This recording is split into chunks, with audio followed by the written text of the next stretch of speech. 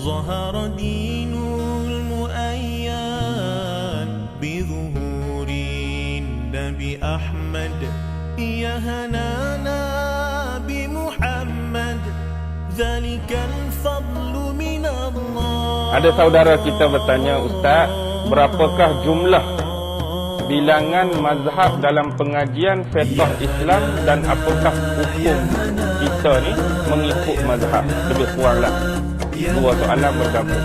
Berapakah jumlah mazhab dalam pengajian fiqh Islam, jumlah mazhab, dan apakah hukum kita ni ikut mazhab? Lebih kuranglah.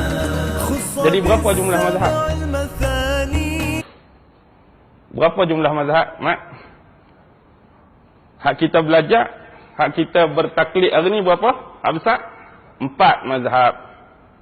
Iaitu mazhab Imam Hanafi yang 90 Hijrah. Mazhab Maliki bukan 80 Hijrah. Mazhab Maliki berapa? 94 Hijrah. Mazhab Syafi'i 150 Hijrah. Mazhab Ahmad bin Hanbal 164 Hijrah. Ni mazhab hak paling besar yang masih kekal sampai hari ini, mempunyai jutaan pengikut-pengikut mazhab di belakang imam-imam besar ni. Mazhab Hanafi, mazhab Maliki, mazhab Syafi'i dan mazhab Hambali. Sebenarnya kalau kita belajar di universiti-universiti di Timur Tengah, bukan nak lebihkan Timur Tengah, bawa balik kitab tu orang Malaysia pun boleh belajar. Kalau kita belajar perbahasan perbandingan fiqh, iaitu fiqhul muqaran. Hak seingat saya, kita ada 13 mazhab. 13 mazhab. Tapi mazhab lain tak ada pengikut yang menyebabkan terkubur mazhab dia. Antara lain yang saya sebut, tadi dah berapa? Tadi dah 4. Untuk sampai pada 10, saya sekang dulu 3 yang 13 belakang tu. Jadi 10 kita dah ada 4, kita nak 6 lagi. Yang nombor 1 daripada 6 tu mazhab Imam Tabari. Pernah dengar Imam Tabari? Pernah baca tafsir Tabari? Tafsir Tabari tu Ibnu Jarir At-Tabari, dia ada mazhab sendiri. Tapi mazhab dia tak bertahan lama, tak ada pengikut, berkubur. Pertama mazhab Tabari. Yang kedua mazhab Imam Auza'i. Pernah dengar nama Imam Auza'i? Tu yang kedua. Yang ketiga mazhab Imam Sufyan As-Sauri. Dia bukan saja fiqh hebat, dia juga seorang ulama sufi, ulama tasawuf. Sufyan As-Sauri berguru dengan Rabi'atul Adawiyah. Yang ketiga Sufyan As-Sauri. Yang keempat ialah Imam Lais bin Sa'ad dari Mesir. Lais bin Sa'ad ni guru Imam Syafi'i.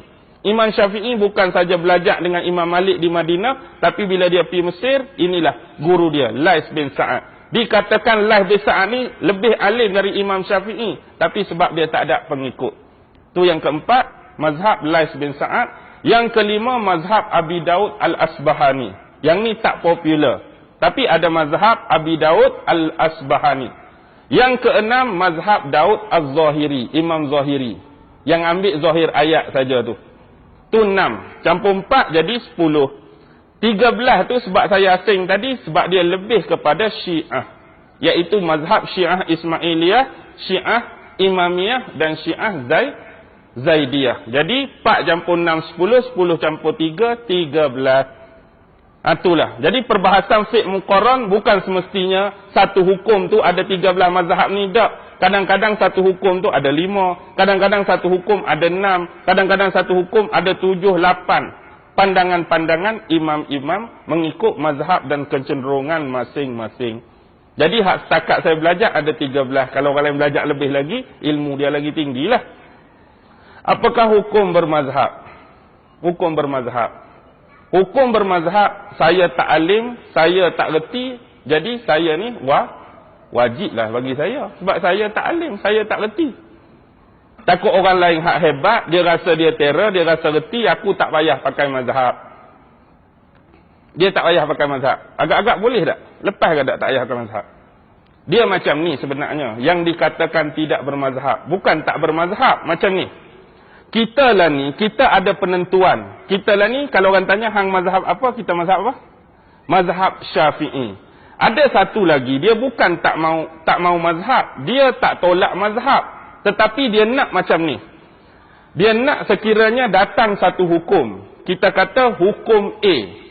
Dalam perbandingan 4 mazhab ni contoh, ditarjihkan, lebih disahihkan oleh ulama, yang paling kuat dalil dia ialah mazhab Hanafi tentang hukum A.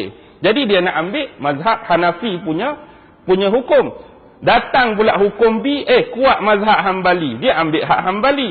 Datang hukum C, kuat hak Syafi'i, dia ambil hak Syafi'i. Dalam masa yang sama, dia tak tolak mazhab, tetapi dia tak terikat dengan mana-mana mazhab. Dia ambil hak paling sahih, dia ambil hak paling rajih.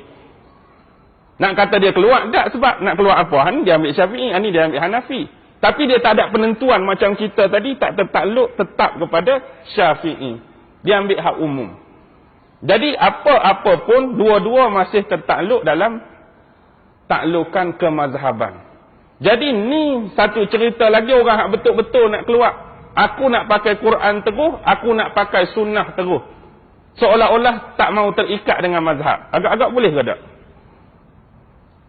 Imam Bukhari mazhab apa? Syafi'i. Imam Nawawi mazhab Syafi'i. Imam Ibn Hajar Asqalani mazhab Syafi'i. Imam Sayuti mazhab Syafi'i. Walaupun mereka tu dah hebat, mereka tak buat macam hak kedua tadi. Nak pilih-pilih tu dah. Mereka lebih terikat dengan satu-satu mazhab.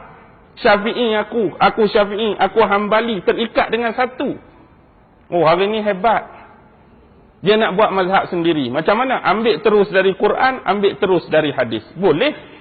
Kalau kita punya kekuatan ilmu. Nak jadi mujtahid mustaqil atau mujtahid mutlak, sekurang-kurang satu riwayat ada 13, satu riwayat ada 15 jenis ilmu. Nombor 1, ilmu tentang Quran. Ilmu tentang Quran ada 17 jenis pula. Agak-agak nombor 1 lepas ke tak? Nak jadi mujtahid mustaqil ada 13, ada 15. Nombor 1 tu ilmu Quran. Ilmu Quran pula 17 dah. Kalau nombor 1 pun tak lepas, tak payah ceritalah hak belah-belah lain tu. Jadi dia rasa dia terror, ambil terus Quran, ambil terus daripada hadis. Kita sekurang-kurang ilmu usul fiqh mantap. Satu lagi ilmu istinbat hukum. Kalau kita hari ini nak cari Quran sendiri, hadis sendiri, tapi berpaksikan kepada kaedah yang dikemukakan oleh Imam 4, maksudnya kita masih lagi bertaklid dengan mazhab juga. Aku cari dalam Quran sendiri, aku cari dalam sunnah. Kaedah usul mana hang pakai nak keluarkan hukum ni? Aku pinjam hak Imam Syafi'i. Jadi hang masih bertaklid dengan Imam Syafi'i. Hang nak buat mazhab sendiri, hang kena reka kaedah usul sendiri. Mampu ke tak? Tak mampu. Bila tak mampu, wajib bermazhab lah. Jadi imam mazhab ni ikut siapa? Ikut guru dia sebelum tu. Guru dia ikut sebelum tu. Guru dia ikut sebelum tu. Sahabat, tabi'in sampai kepada Nabi. Ke mazhab ni dia pakai kitab Feng Shui ke, kitab Weda ke, macam mana? Dan sampai tak mau ikut mazhab. Macam ni lah. Kiasan paling mudah. Hari ni kalau saya nak buka laptop, saya nak buka notebook, saya nak buka desktop, saya kena bermazhab. Ada 3 mazhab utama. Pertama mazhab Windows, yang kedua mazhab Linux, yang ketiga mazhab Mac OS. Operating system dia panggil OS. Sama ada nak layar, pakai Windows, pakai Linux, pakai Mac OS. Tanpa guna hak ni, agak-agak boleh masuk ke tak, Mak? Tak ada siapa berani nak masuk. Maksudnya, waktu berkomputer, saya kena bermazhab sama ada Windows, saya kena bermazhab Linux, saya kena bermazhab Mac OS. Boleh tak Ustaz saya nak reka OS saya sendiri, operating system? Silakan kalau hang mampu. Apa nama dia? Nama dia Bangang OS contoh. Tiba-tiba tak boleh nak buka desktop lagi, hang dah. Itulah.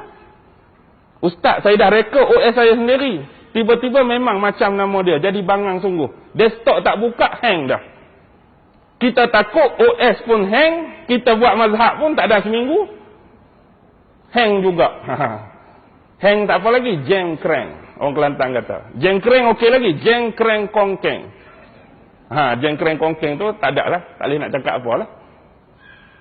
Kalau kita contoh nak komputer, hang tak mau pakai Windows, silakan. Tak mau pakai Linux, silakan. Tak mau pakai Mac OS, silakan. Buat operating system sendiri. Tapi kalau hang, kalau apa, ikut hang. Sama juga hang ni. Kalau kita berkemampuan, tak salah.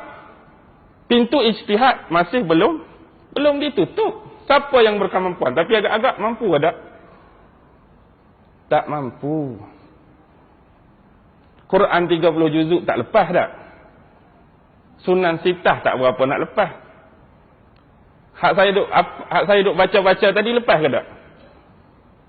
Hak saya duk baca-baca tadi lepas ke tak? Tak berapa nak lepas juga. Bukan nak kata tu keutamaan. Tapi kita sedar diri. Jadi automatik untuk saya lah, untuk saya wajib lah. Untuk tuan-tuan, kalau rasa tuan-tuan hebat, boleh cipta mazhab sendiri, boleh cipta kaedah sendiri, ada. Jadi persoalan paling penting, mampu atau tak? Tak mampu. Jawab tak ada. Billahi taufiq wal hidayah. Wassalamualaikum warahmatullahi wabarakatuh.